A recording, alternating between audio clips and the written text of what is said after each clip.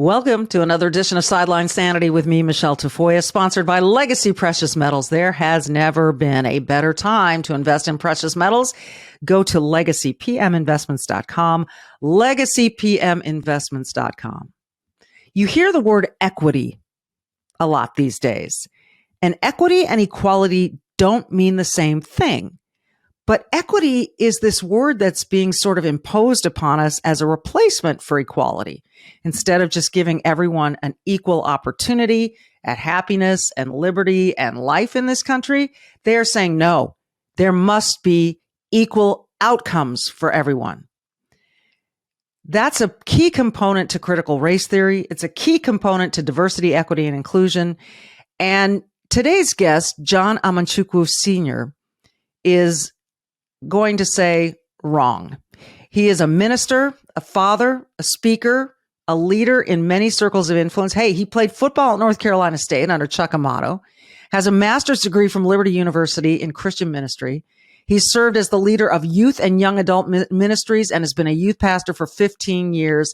And he's just written a book called Erased, Uncovering the Lies of Critical Race Theory and Abortion.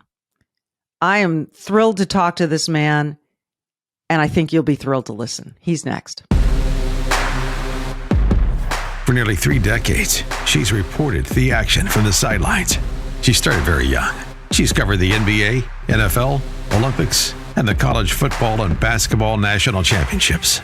And now, during these insane times in our world, Michele Tafoya thinks we need a serious dose of sanity.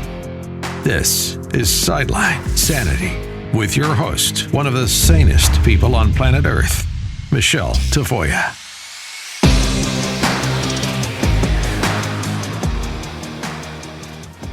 I think it's very sweet that John Amanchukwu, my guest today, thinks that I'm a celebrity, and I think he's more of a celebrity than I am. Hi, John. Hey, thank you so much for having me on your show. And you are a celebrity. Oh, my goodness. I don't know about that, but you've written a book and you've got this great Twitter following and you've got so much going on. And I'm excited to talk to you about your book, Erased, Uncovering the Lies of Critical Race Theory and Abortion. And the neat thing, and we'll show the book here to our audience who's watching us on YouTube, if you're just listening to us, the book Erased, the E and the D in the word erased are kind of red, and the word race, it's E-R-A-C-E-D, erased. It's very interesting play on that word. What came to you first, the book title or the concept of wanting to challenge this narrative of critical race theory? The book title, and then all of the things that have been going on in society that the woke left has been forcing us to digest and consume. Erased is a movement that loves all life and colors and loves all mankind. And the desire through Erased is that we will want to seek the good of those who are born and unborn, and to save babies in the womb, but also to fight against critical race theory and many woke ideologies. I want to start with abortion if we can. There are many, many people who think that if you try to take their right to abortion away, you are forcing some sort of religious faith on them, or there are people who call it sexist. You're taking my reproductive rights away. There are women who really feel like this is sort of their last line of defense. How do you explain your stance on abortion to the women in your life? Well, number one, I'm a Christian, and so therefore I have a biblical worldview.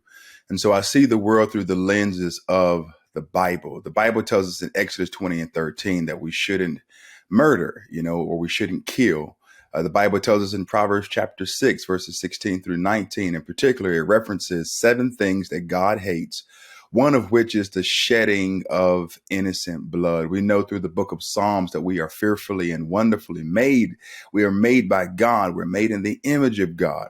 So therefore, from that biblical worldview, my association with the ideology of abortion is that it is against God. Although it is the law of the land, it is evil and it is corrupt. We used to say in this nation that we're one nation under God, indivisible, with liberty and justice for all. But since 1973, we have robbed babies in the womb of justice and of liberty. And I believe that all children should have a right to exist and to live and to be born. It's interesting. It's hard to disagree with that notion. However, and I have plenty of friends and know plenty of people who would say, now, wait a minute, though. This is my choice. I am the mother. I am the woman carrying this fetus. And if I got pregnant, let's say, okay, the ones they always use, rape and incest, I cannot carry this baby around because for me, it is a product of evil. I was raped. That is an evil act.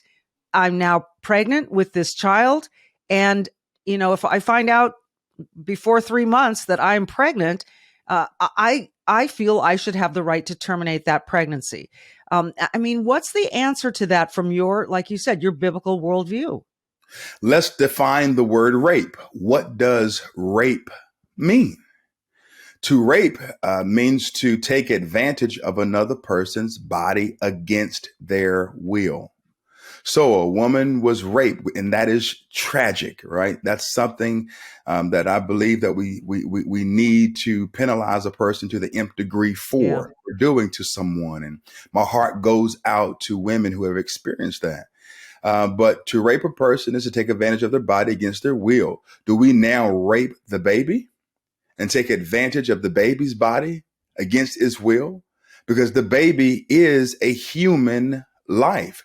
The question is not whether or not we should allow abortions for rape. The question is that baby a life? And if it is a life, do we have the right and the authority to kill and dismember that baby? Take a look at what happened to Tyree Nichols. We watched publicly as 5 black cops beat him senseless. They kicked him as if they were kicking a field goal. They punched him. They tased him. They did all of these things. We watched him be just brutally killed in our presence for us to see. The same thing happens to a baby when it's killed in its mother's womb. Oftentimes that baby is dismembered. The baby has its body parts ripped from its body, its arms pulled apart, its skull crushed. If it's a saline abortion, the baby is burned alive. It's tragic to watch these horrific things. And so I think we need to really put the focus where it needs to be. And that is for those who are pro-choice, they are saying that they support killing the most innocent amongst us. During the 2022 elections, we saw people campaign on the notion of mass murder, killing the unborn. And we have become a barbaric nation. We have become sinister. We are as corrupt and as evil as Attila the Hun. Billions of dollars went towards convincing the American people that abortion should be allowed. And now we have this culture of death in society. And I believe that things will get worse as it relates to issues like Tyree Nichols. And when you're dealing with cops who have just, lost their mind and they're using the authority that they have in the wrong way. You'll see more smash and grabs. You'll see more innocent people killed. You'll see more mass shootings because we have made it hip and cool in our culture to kill. Wow, that's quite a statement. There is an argument to be made, I think, and a lot of people think that at a certain, at what point is the baby a feasible life? Now, I think you're going to say that life begins at conception. And I think in many people's minds, not really. And maybe life begins when the heart starts beating. But is it cruel to terminate if a pregnancy a week into the pregnancy? People see that, and I've heard it described this way, as a, quote, clump of cells. I'm guessing that you don't see it that way. Is there a medium we can come to? Is there an agreement we can come to And maybe in your worldview there is not, but of an acceptable time frame to terminate a pregnancy. I witnessed many politicians and pastors waffle during the past election when they were asked simple questions like this. Really, what you're asking me, are there any exceptions? Mm-hmm. All right. And for those who believe like I do, we are labeled as extreme. And if I'm going to be labeled as extreme because I believe that a baby is a human life at every stage. At every stage, it's a human life. It doesn't cease from being a human life until it's potentially a dead life. And for those who in society today push reproductive justice, that is not justice. That is reproductive murder. I believe that at all stages, a baby has the form and the ability to be a human life if we leave that baby alone and allow it to come to term through all 3 trimesters. You're committed to this. It's very clear. And, a friend of mine, Tony Dungy, the Hall of Fame coach and former player in the NFL, was recently called extreme, called a bigot for his opinions about abortion when he spoke at the pro-life march in Washington, D.C. And I wonder if you saw that attack on him and what you sensed from all of that. I tell you what, Coach Dungy is a man after God's own heart. He's what I call a salt of the earth kind of Christian.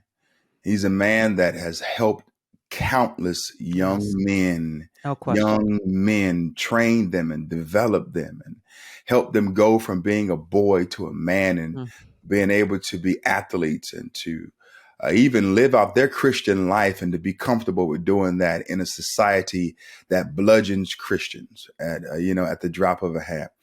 I think that Tony Dungy needs to be lauded, praised, and supported. I wish that the average pastor would have as much courage as Tony Dungy and stand on biblical authority. I believe that abortion is murder because the Bible makes it clear on life and murder. And so therefore we must take that position and hold to it. I just don't think this debate is ever going to stop. I bet you wish it could, but it's amazing. It is, and in many ways it's a fundraising mechanism for a lot of people on both sides, which kind of sickens me, but, it's so great to talk about this so honestly with you. And there's a lot more we want to get to. The racist narrative, to me, things really changed in 2020 after the death of George Floyd. I want to ask John Amanchukwu what he remembers about sort of that moment and how everything seemed to shift in America. That's coming up.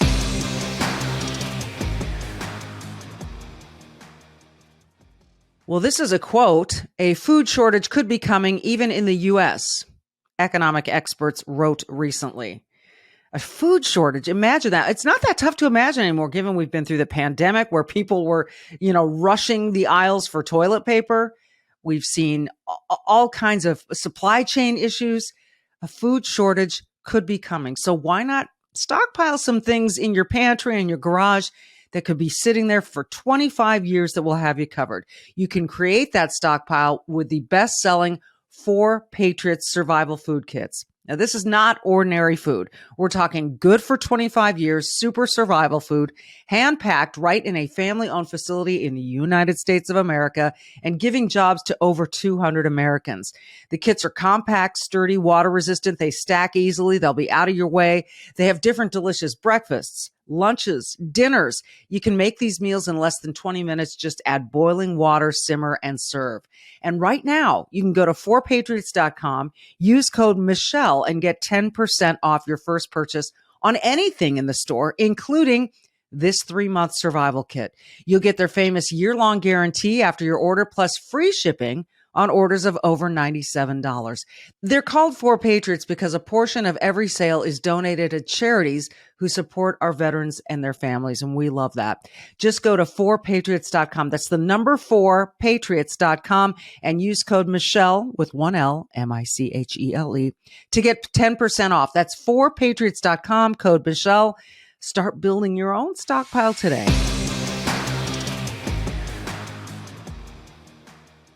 All right, John. I live in Minnesota, not far from where everything hit the fan in 2020, and George Floyd was murdered on the street. And, you know, I also was in Los Angeles when Rodney King was beat and there were the riots there. And I remember that so vividly. And I remember knowing that once those police officers in LA were acquitted, there was going to be an uproar. And there was. And very similarly, we had during the pandemic, the George Floyd murder and the uproar. What specific memory do you have of that George Floyd sort of moment that made you think something's changing here? Well, you know, after the death of George Floyd, the DEI business, the diversity, equity, and inclusion business, ballooned to nearly $3.4 billion. What I witnessed was the exploitation of an isolated case where a gentleman lost his life while being in the hands of law enforcement. Whether you believe he had fentanyl in his system or not, or whether you believe that he had some other heart issues or problems, and that's what led to the cause of the death of George Floyd, that's all up for debate, and people are still debating that. However, what we saw was the exploitation of the death of George Floyd, and people started to make him a hero after that as well. And there are race hustlers and race baiters in society who know how to keep Blacks marginalized and angry. There are people who seek to create racial tension. The only way for cultural Marxism to exist is that there must be class warfare and racial tension. And there are people who capitalize these tragic accidents and these tragic cases. And so therefore they make a business out of going to Minneapolis and shouting, "No justice, no peace." Well, at the same time, they'll say "no justice, no peace" when it's a white cop that potentially kills a Black man, but they won't say anything about no justice, no peace when it comes to the killing of 20 million babies in the womb that are Black since 1973. These same people will support, abortion, but be upset when Roe v. Wade was overturned. So there's a great deal of hypocrisy there, but there is a business behind it, and people are being exploited for money. Yeah, when you say race baiters, the first person that comes to my mind is Al Sharpton every single time. And I just wonder, is his motive purely money? I believe that there was a point where his motives were pure. And more than likely that was during, the true civil rights movement. Today, the historical civil rights movement has been replaced with something else. There's a new movement afoot, and it's really cultural Marxism. And so I do believe that there was a time that he was genuine, just as well as Jesse Jackson. Jesse Jackson used to be a man who spoke against abortion. He called it Black genocide. But when it came time for him to run for the office of the presidency, he sold his community down a river, and he would no longer call abortion murder because he knew that he needed the funding from special interest groups in order to be able to run his campaign. And so, but what we see from Al Sharpton today and Jesse Jackson and many athletes who jump on the bandwagon who have little information, but they're just riled up because, the white man is supposed to be the devil and blacks are supposed to be victims. And we can't get rid of this victimhood status and mentality and class. So therefore, whenever something happens, we have to go to race first. And it has to be based upon the skin tone of a person and not because of any other behavior factors. It is, to me, it's as simple as that as well. You mentioned cultural Marxism a couple of times here, and I'm really fascinated by this topic because it does feel as though that's what's happening. There just has to be something that divides us so starkly. And what better than America's original sin, slavery, and this, this continuing, we are victims, we deserve reparations, that kind of thing, in spite of the Civil War, in spite of the civil rights movement, in spite of all the progress that has been made, there continues to be, and I feel it, at least in my lifetime right now, it's bigger than ever. You talked about the DEI game and, Black Lives Matter. There's the movement and there's the organization, which in their documents, in their, sort of mission statement, Marxism is right there. So Yes. what do you think is behind this cultural Marxism? Why would we want to screw up everything in this country? There's so many ways that I could tackle that question. Politically speaking, I believe that the intent of critical race theory and cultural Marxism is to turn blacks against whites in general, but against white Republicans in particular.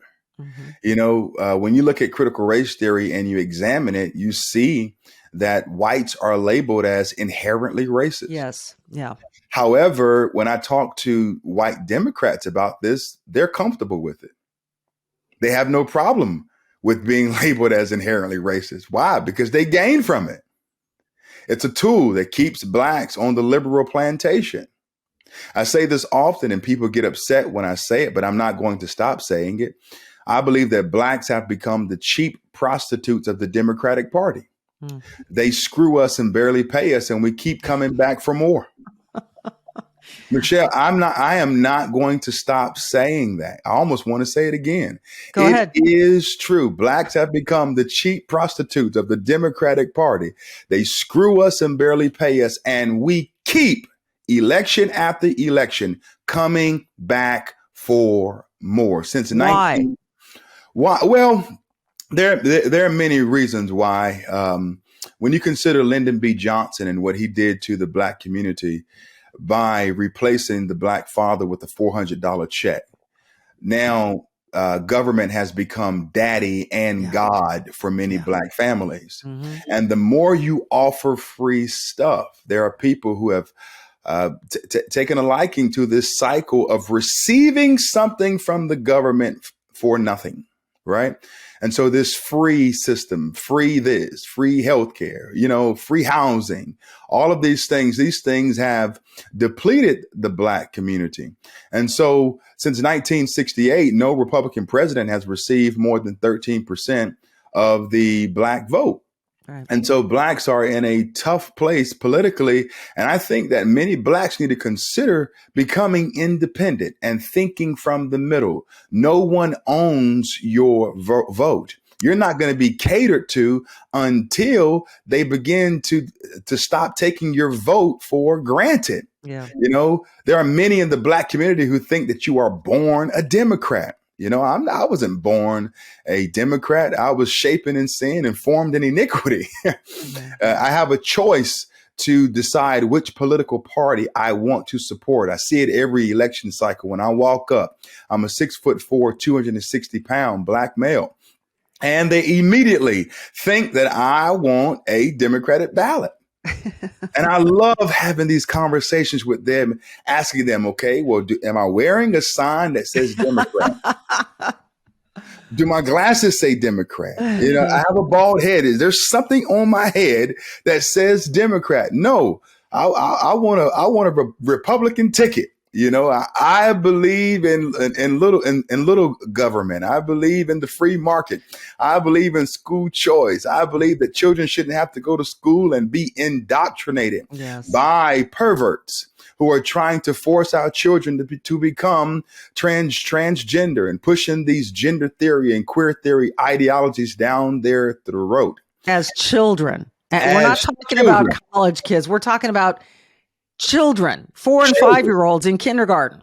Yes, 4 and 5-year-olds who go to school and they're read material that is, tantamount to a porn book. And so they are grooming and they're pushing these things before our kids. I'm against that. I believe that you can't be pro-choice and be a Christian at the same time. Let me say that again. That might ruffle some feathers. That's okay. You can't be pro-choice and be a Christian at the same time. It doesn't work like that. You can't be for abortion, for the killing of the unborn, but then claim to name the name of Christ. And I think that today we need pastors in the culture. We need the church to do their job. We need to get out of this business of trying to make people feel comfortable and make people feel good. People should feel when they leave a service the way that they should feel based upon how they are living. I say this all the time, that there are 3 things that every pastor needs. They need a jawbone, a backbone, and a tailbone. They need a jawbone so that they can speak up, a backbone so that they can stand up, and a tailbone so that they can hold up. And in today's culture, many pastors are jawless and they are spineless and they have no tailbone. They're light in the pants. The moment pressure comes, they tuck tail and run and begin to lie on the scriptures because they are afraid, get this, of sheep. Pastors are called to lead sheep, not to be led by sheep. Yeah, it's something that's happening in corporate America as well, in politics as well. That now, in the case of politics, it's the sheep that are hiring the politicians. They're electing them and paying them, but they are also. It's staggering to me on what basis we are electing people and paying them to not just represent us, but to actually tell us what to do, to bully us back. You mentioned it a little bit earlier, and I want to get into this next. And that is, you give away your vote, you get things for free. I don't think you get them for free. And we're going to discuss that next. All right. How's your retirement fund? Are you planning? Because you should be. You can't work your whole life, and you've got to have some money ready to take care of you when your working career is over. And one of the safest ways to invest is gold and silver. And the only company I trust when investing in gold and silver is Legacy Precious Metals. Now, you should look into this, and you should do it soon. I mean, we've got inflation. We've got grocery prices that are through the roof. Gas prices are, who knows what they're going to be from day to day. The stock market's a little. So when you're investing, you want to do at least part of it in a really safe and stable way. And that's what gold and silver offer. Gold provides a hedge against inflation. It protects against a weakening dollar. It is a smart long-term play. Now, remember 2008? When people invested in gold in 2008, they saw nice gains. And those who didn't, well, many of them lost their retirement. So do this now. Call Legacy Precious Metals. You can speak to an IRA expert, get all your questions asked. How much should I invest? What percentage of my IRA should be invested in gold? Whatever question you have, speak directly to an IRA expert. Here's the number, 866-528-1903, 866-528-1903, or download their free investor's guide at legacypminvestments.com. So when people vote, they send someone to Congress or to the White House, wherever they send them, to the governor's mansion. And a lot of these politicians promise you things. They promise you free healthcare. They promise you a free cell phone. They promise you whatever. And maybe you get those things and you think, yes, I just got this for free. Well, no, you didn't, because the healthcare is going to be decided for you by the people giving it to you. You don't get to choose what you're paying for. You don't get to choose how to use it. You don't get to choose when to use it. And the struggle you have to go through to get the benefits of that are ridiculous. This is not a free market when you get stuff from people you elect, because there is always something attached to it that you have to do, that is in control of you. You are not in control of it. Versus, when you put something in the post office, you hope it's going to get there. You pay more to go FedEx, but you know it's going to get there because you've signed this little kind of contract with FedEx that has to be there overnight. It's this free market society, and that the fact that we're willing to give up that freedom in order to get free stuff, but it's not really free, is it? They hold the strings over it. Yeah, you're right. Free stuff comes with an albatross. There is a weight that is tied around your neck, and the left loves to pander to economically disadvantaged communities and lure them in with the notion of something being free. But as you stated so rather eloquently, there's nothing that is free. Even the free stuff, someone has to pay for it, and that's why the left loves higher taxes, because we have to find a way to pay for all of the free stuff that we are doling out to people. Biblically speaking, the Bible says that if a man doesn't work, neither shall he eat, and so the Bible is against equity there. Yeah. And so I really think today that we must get back to traditional values, normative behaviors. And we must understand that America was founded upon Judeo-Christian principles, and there must be the basis for absolute truth. And that comes from the word of God. And it's from that which is from the word of God that we get our moral code and our moral standards. As relates to voting every election cycle, we need people to think long term. What kind of world are we preparing our children and our children's children to inherit? We have to think from the concept of the family, not just me-centered, not this self-centered, narcissistic viewpoint of what's best for me in the moment, but what kind of nation am I leaving behind? Right. Are moral values celebrated in this culture, or are they demeaned? Are we turning over to the next generation this desire to work and to labor?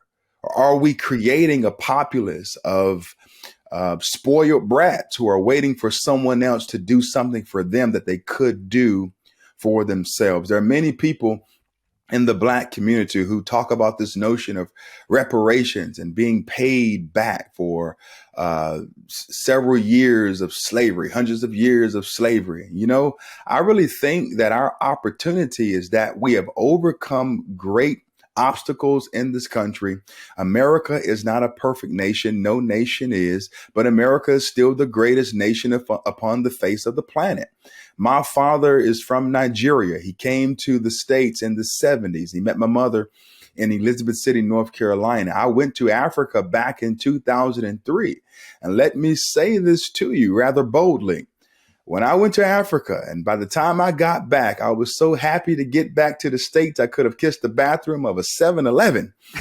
We have it good here. Our Constitution, our rights, the freedoms that we have, the liberty that we have, this republic that we have, if we can keep it. I really think that America doesn't know how good we have it. No, I couldn't agree more. It takes that kind of travel. It's interesting to say how bad our country is when you haven't seen every place else in the world. I'm a fairly well-traveled person myself. When I went to Colombia to adopt my daughter and saw what her life would have been like in Colombia, I didn't consider us like, oh, we're saving her, but I thought I'm so grateful that first of all, Colombia is giving me this unbelievable gift of a child. The unfathomable gift of this girl, but also that I can give her a life that she deserves and that she can be productive in and happy and free. And so I'm with you on that. And I'm so glad you bring that up, because I think it is so easy for people who have never been anywhere else and they've decided Yes. to look at the worst time of America for them, the worst time, and say that that's what America still is. I want to finish with you on the critical race theory part of this, because I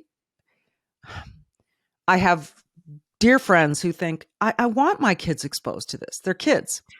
And I think that what they believe they're saying is, I want them to learn Black history. Well, yes, that's fine. But what they don't understand is this divide that is being created by critical race theory. Yes. How would you explain it to even white liberals? What they're creating with this divisive educational construct?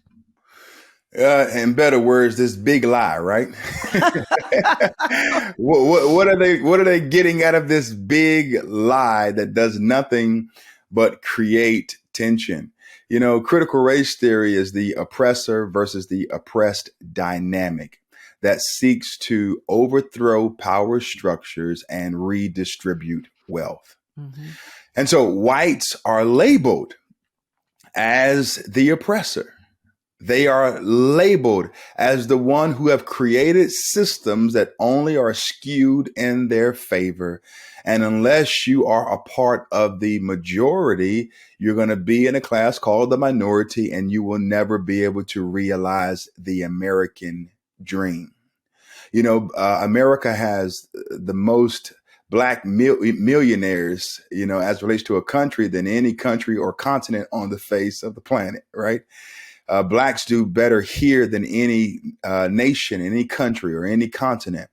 America has had some rough spots in our past. Mm-hmm. However, through critical race theory, they seek to keep the scab or the wound from healing as relates to slavery and the Jim Crow era. I believe that critical race theory is the Jim Crow era in reverse. Blacks who are race hustlers are seeking to do to whites what was once done to them. It was evil and corrupt for Blacks to be told that they couldn't sit at a countertop and eat with whites because of the color of their skin. That was evil.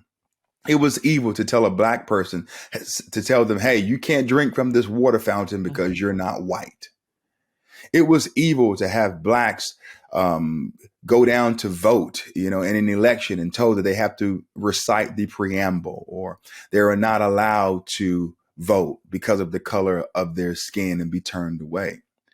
That was evil. And it's evil today to label all whites as inherently racist and to say that it's because of you that those things happened. Critical race theory is creating a loser class as well. Well, there's a group of people who now think that the only reason why they were not able to go to college, to start that business, to get that job, or to live in that house on the side of town that they so desire is because they are a victim and someone robbed them of this opportunity. And so it creates a loser class where some blacks now view themselves as defrauded and disenfranchised because of the pigmentation of their skin. And I'll be the first to tell you that I know numerous successful Black people who have made it in America. You know what they did? They worked. They took agency. They went to school. They found a way to go to grad school. They got a doctorate. They started a business.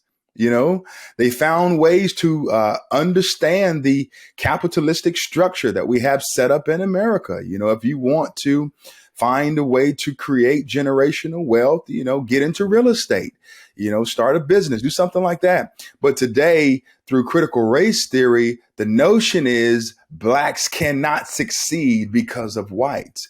And that isn't true. I couldn't agree more. The book is Erased, and I highly recommend it. John Amanchukwu Sr. uncovering the lies of critical race theory and abortion. It's tremendous that you've joined us. I'm so happy to talk to you, and I hope we can do it again, because as you know, there's so much to all of this, and we've just scratched the surface. And this cultural Marxism you describe, it's legit. It is. Yes. It is happening in America, and if we let it happen, we're toast. But if we battle back, and I before I let you go, how optimistic are you that we can overcome this crap? Am I optimistic that we can overcome the woke ideologies that are being pushed down our throats? Am I optimistic that we can overcome gender theory, queer theory, and transgenderism? Of course I am. I have read the end of the book, and the Bible tells us that we overcome Satan by the blood of the Lamb and by the word of our testimony. Every knee shall bow and every tongue shall confess that Jesus Christ is Lord. As a Christian believer, I'm already victorious. We have already overcome. This is really a drama. We're just waiting for the sound of the trumpet. We're not waiting on victory. We already have it. We just have to occupy until Christ returns and do the work down here for a little while.